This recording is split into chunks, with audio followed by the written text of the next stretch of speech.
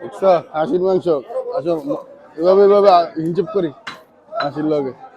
এই কলিজা কত করে ভাই? পিস 400 আর মাথা 350 করে।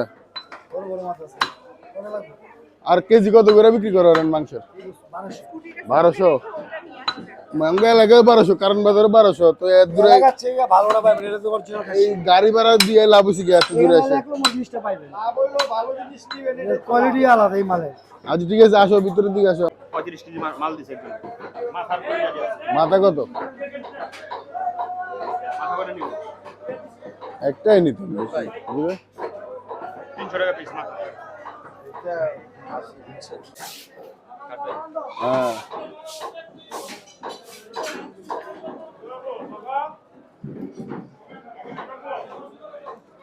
একদম তাজা খাসি।